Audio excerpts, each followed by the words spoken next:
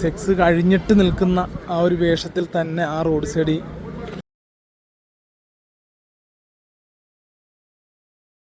നമ്മൾ ബാംഗ്ലൂർ കലാശിപ്പാളയത്തിലാണ് ഇപ്പോൾ ഉള്ളത് കേട്ടോ. അത് മലയാളീസ് ഏറ്റവും കൂടുതലുള്ള ഒരു ഏരിയയും മാർക്കറ്റുമാണ് ഈ കലാശിപ്പാളയം എന്ന് പറയുന്നത്. ഇവിടുത്തെ രാത്രി കാഴ്ചകളാണ് കേട്ടോ, രാത്രി മാർക്കറ്റാണ് നമ്മൾ കാണിക്കുന്നത് കേട്ടോ. ഈ ഒരു ഏരിയ ഫുള്ള് സജീവമാണ്. അത് ഈ മാർക്കറ്റ് ഉള്ളതുകൊണ്ട് തന്നെയാണ് ഈ 12 മണി നേരത്തും ആൾക്കാർ ഉറങ്ങാതെ ഇങ്ങനെ നിൽക്കുന്നതും.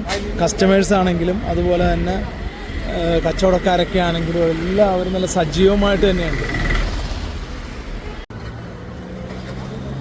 ഒരു മാർക്കറ്റ് കഴിഞ്ഞപ്പോൾ ഇങ്ങോട്ട് പിന്നെ അനക്കങ്ങളിങ്ങനെ കുറഞ്ഞു വന്നുകൊണ്ടിരിക്കുകയാണ്.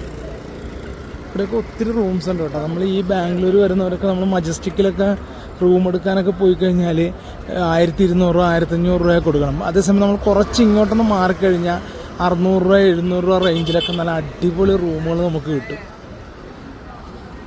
ഈ ഏരിയ അതിനകത്ത് വേറെ പ്രത്യേകത വെച്ചാൽ മലയാളീസിൻ്റെ തന്നെ ആയിരിക്കും കൂടുതലും റൂമുകളും അതുപോലെ നല്ല ഹോട്ടലുകൾ, നല്ല മലയാളി ഫുഡൊക്കെ നമുക്ക് നല്ല ബിരിയാണിയൊക്കെ കഴിക്കാൻ പറ്റിയ സ്ഥലം കേട്ടോ. എന്തൊക്കെ സാധനം ഉണ്ടാക്കി വെച്ചിരിക്കാൻ എനിക്ക് എന്തൊക്കെ ഒത്തിരി തലശ്ശേരി മലപ്പുറം പാർട്ടികളുടെയൊക്കെ ഒത്തിരി ഹോട്ടലുകളൊക്കെ ഉണ്ട് കേട്ടോ.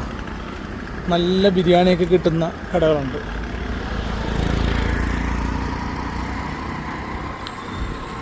ആ ടൗൺ വിട്ട് ലേശം നമ്മളിങ്ങോട്ടൊന്ന് മാറിക്കഴിഞ്ഞപ്പം ഇവിടുത്തെ ആ ഒരു ഇതെല്ലാം പോയി, ആൾക്കാരൊക്കെ ശരിക്കും കുറഞ്ഞ്.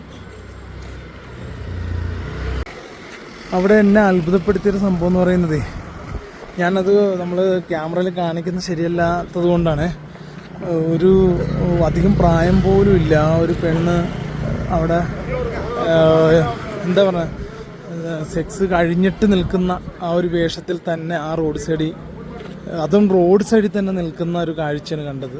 ബാംഗ്ലൂരിൻ്റെ പല ഭാഗങ്ങളിലും അങ്ങനെയുള്ള സംഭവങ്ങളൊക്കെ പറയാറുണ്ട്, കാണാറുണ്ട്.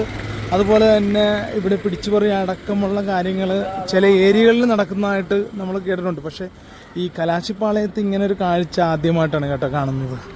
ഇതൊക്കെ നമ്മൾ ബാംഗ്ലൂർ പറയുമ്പോഴും മറ്റേ മജസ്റ്റിക്കിലാണെങ്കിലും അതുപോലെ സ്ഥലങ്ങളിലും, പക്ഷെ വൃത്തിയുടെ കാര്യത്തിൽ അല്ലേ ജൻസാ, അത് നമുക്ക് ഇത്രയും വലിയൊരു സിറ്റിയും സംഭവമൊക്കെയാണ്, പക്ഷെ വൃത്തിയുടെ കാര്യത്തിൽ ഇതുപോലെ വൃത്തികെട്ട സ്ഥലം വേറെ ഇല്ല. എനിക്ക് തോന്നുന്നു തമിഴ്നാട് പോലും ഇതിനേക്കാളൊക്കെ ഭേദമാണ് ഒത്തിരി.